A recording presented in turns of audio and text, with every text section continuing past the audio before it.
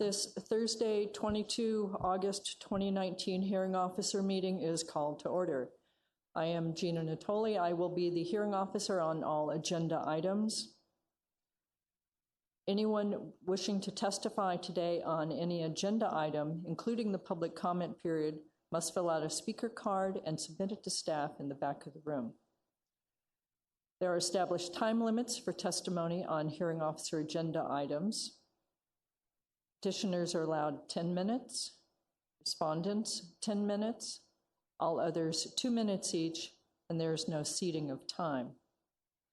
An audio and video recording is being made of today's proceedings and will be available within 10 working days.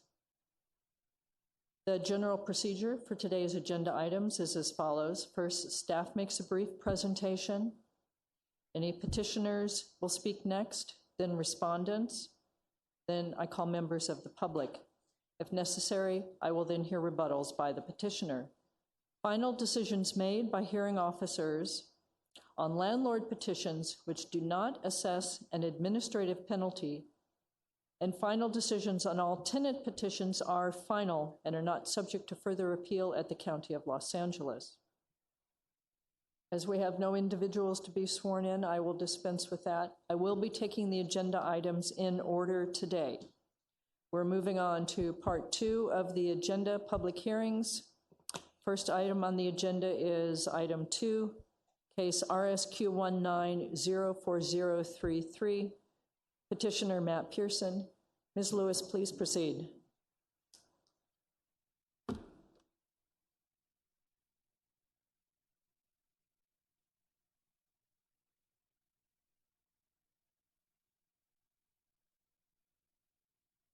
Sorry, I'm having technical difficulties. Yeah. As you stated, it's RSQ 19-04033. This is for the interim rent stabilization ordinance petition for relief from moratorium. The petitioner is Matt Pearson, who is a landlord, and the respondents are those tenants located at 453 through 459 North Record Avenue, Los Angeles, California, 90063, which is also the subject property. And the petition was filed back on April 15th, 2019. Already stated the subject property as well as the petition type. Again, it's a petition for relief from moratorium. So in this instance, the landlord is requesting to increase the rental income in excess of the allowable limit as established by the interim rent stabilization ordinance. So the properties are located in the unincorporated area of Belvedere in Los Angeles County, and are residential dwellings on properties with 2 or more units and were built in 1945. The petitioner returned the proof of service forms to DCBA on April 15, 2019, declaring that copies of the petitions have been sent on the same day. The notice of hearing was sent out on May 17, 2019, as well as subsequent notices of hearing because this is being continued. Right, so we'll get into the key issues. The 4 rental units on the property are currently rented out for a reported total of $6,498 per month. I can go over what the rents are for each of the units. So at 453 North Record, the rent is $1,695. At 455 North Record, the rent is $1,750. At 457 North Record, the rent is $1,503. And at 459 North Record, the rent is $1,550. And as I stated, that's monthly. So the petitioner is requesting a monthly increase of $247, which is a 3.8% increase in addition to what's allowed by the ordinance. So I wanted to address the rental increase that's been requested by the petitioner. The petitioner only intends to apply the requested increase to the unit at 457 North Record Avenue. So the $247 that he's requesting to increase rent by would increase rent at that unit from $1,503 to $1,750. So that actually constitutes a 16.43% increase. The reason being is that the petitioner participated in the homeless incentive program through LACDA, and as a result, he felt his rent was below market rate and believed that he would be able to bring the rent back up to the $1,750 at the end of the 1-year lease. I do want to note that the petitioner was informed that petitions for relief from moratorium are for the entire property, and that there was no guarantee that participating in HIP, so the Homeless Incentive Program, would mean an exemption from the ordinance and would allow him to increase the rent more than the 3% that's allowed by the ordinance.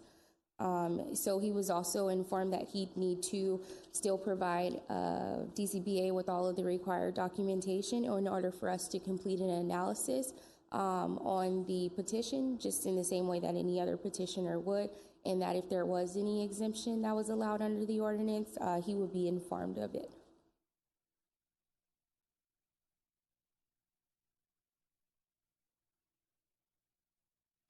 So here I want to go over the landlord contact.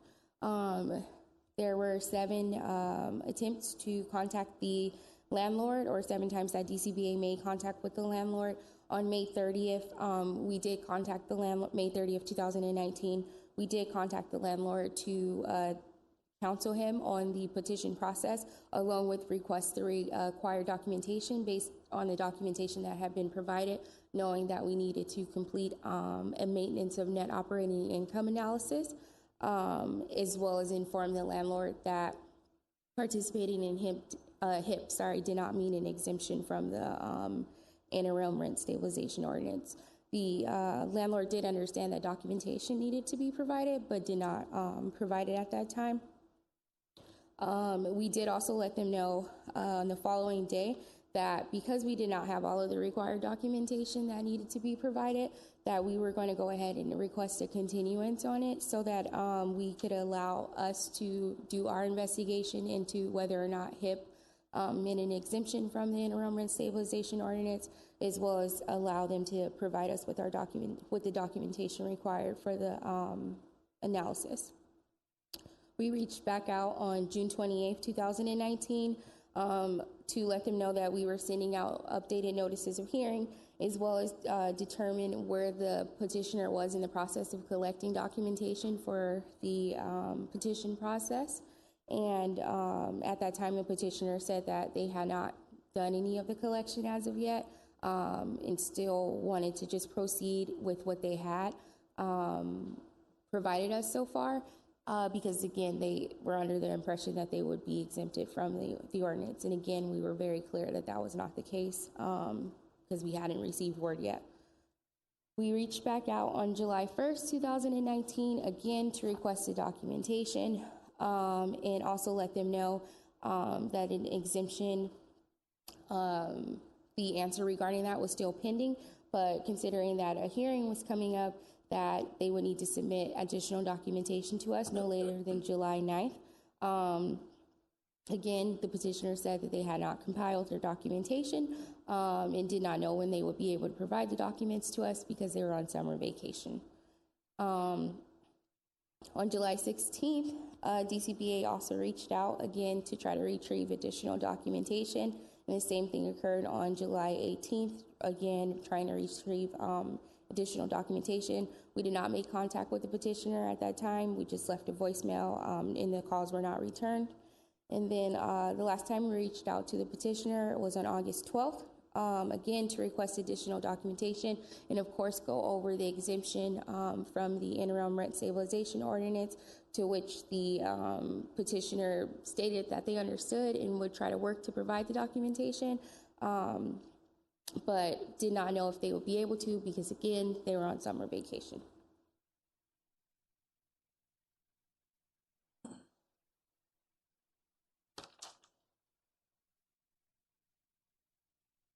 So at this time, staff is recommending denial of the interim rent stabilization petition for relief from moratorium for case number RSQ19-04033.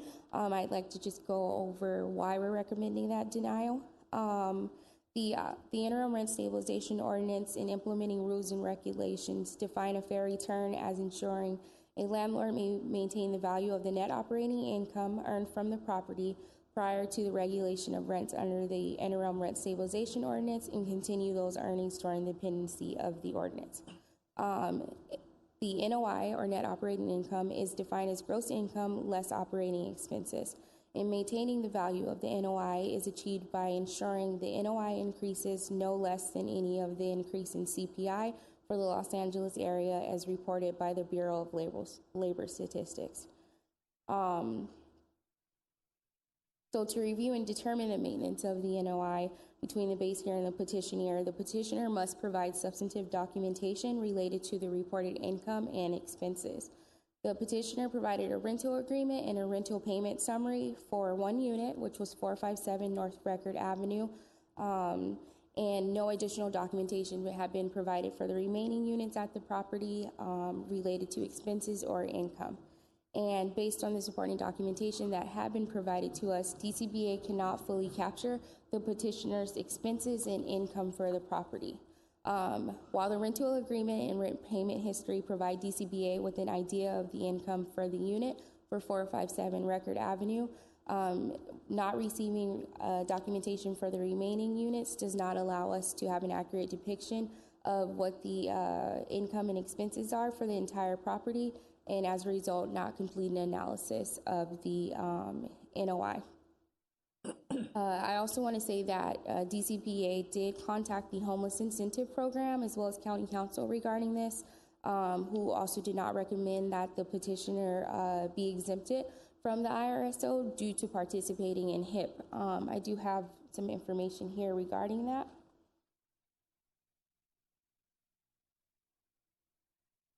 So we reached out to the director over the Housing Assistance Division with LACDA to determine whether or not they believe that the landlord should be exempted from the ordinance, and received a statement that says an owner's participation with HIP would not be the sole reason to support raising the rent to market level. However, there are cases where an owner may request a rent above what a family can afford, and the HIP program will request that the owner lower the rent to an acceptable amount with the understanding that he or she can request a rent increase after the initial lease term.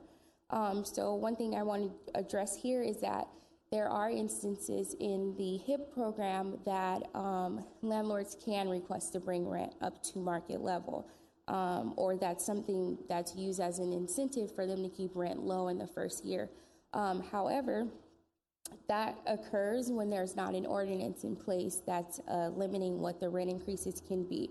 So in this instance, the HIP program did initially provide approval to the landlord to be able to increase the rent from $1,503 to the $1,750.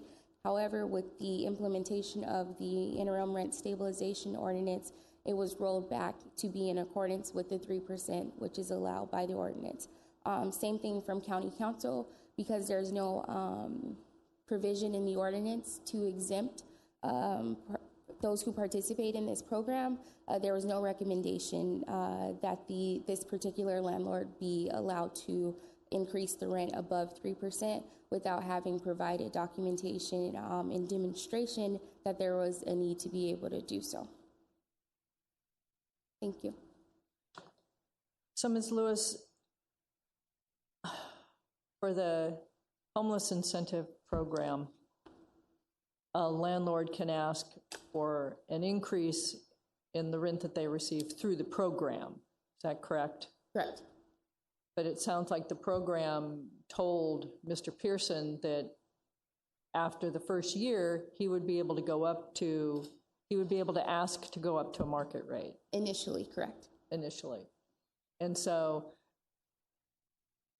the homeless incentive program is saying no to the exemption because the ordinance does not include an exemption provision. Correct.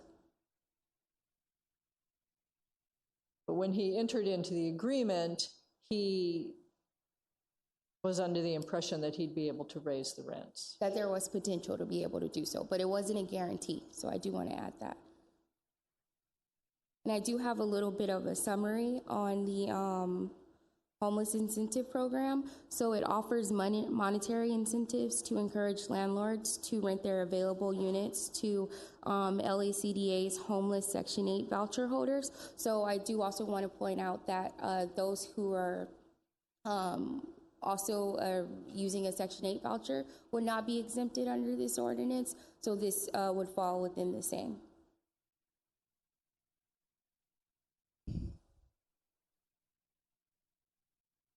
This would probably be a much more difficult decision if there weren't documentation.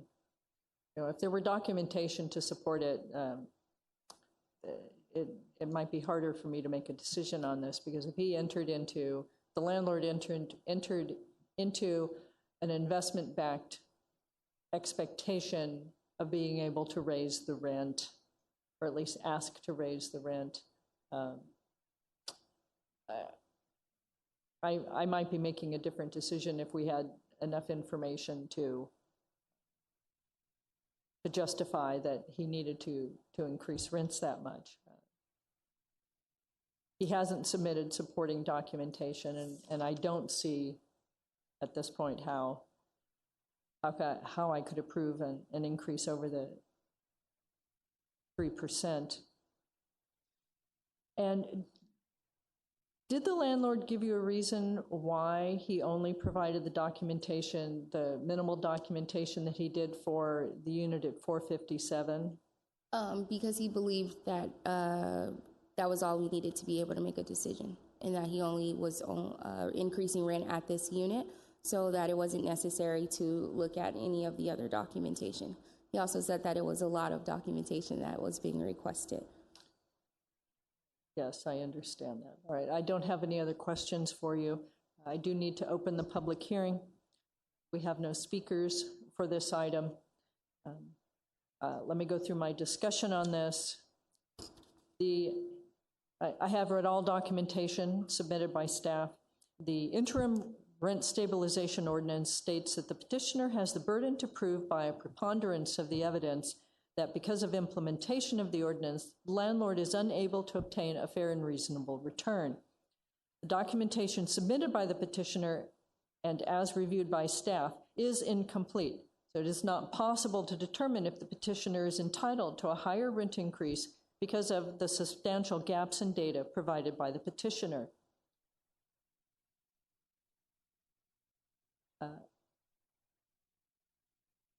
And therefore, my decision is that the petitioner is not entitled to exemption from the interim rent stabilization ordinance.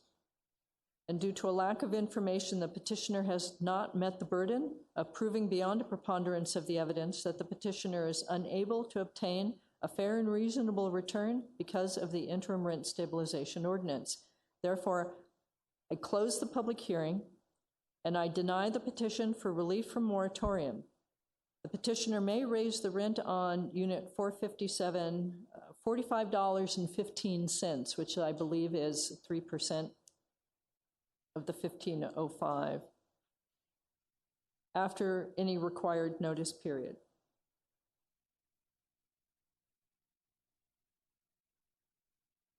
My calculation is $45.09 because $45? it's 1503. 1503. So 4509. All right, thank you. Do you have anything else to add? I do not. All right, with this then, my findings will be issued within 20 calendar days, and this item is concluded. Let's move on to items 3 and 4, please. Okay. Are you okay with me presenting them as one? Yes. Okay. So 3 and 4 are related to case numbers RSQ1902024 and RSQ1901475.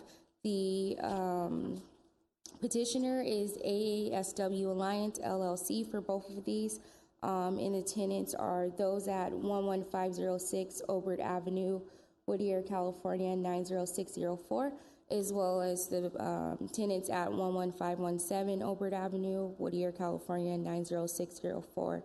Both of these are petitions for relief from moratorium to request rent increases in excess of the allowable limit as established by the interim rent stabilization ordinance.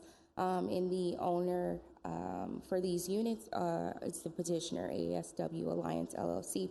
The petitioner in both cases has requested additional time to submit requested documentation to DCBA for review and analysis, and is requesting that the cases are continued to September 12, 2019. Thank you. I do not have any questions for you on either of these items. We don't have any speakers for either of these items. Therefore, to allow time for the submission and review of additional documents, item 3, case RSQ 19-01475, and item 4, case RSQ 19-02024, are continued to 12 September 2019.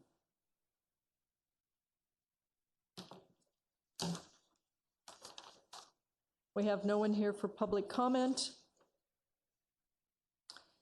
Therefore, at this point, we're moving on to part 4, adjournment of the meeting. The DCBA hearing officer is adjourned to 10 a.m. Thursday, September 5th, 2019. Thank you.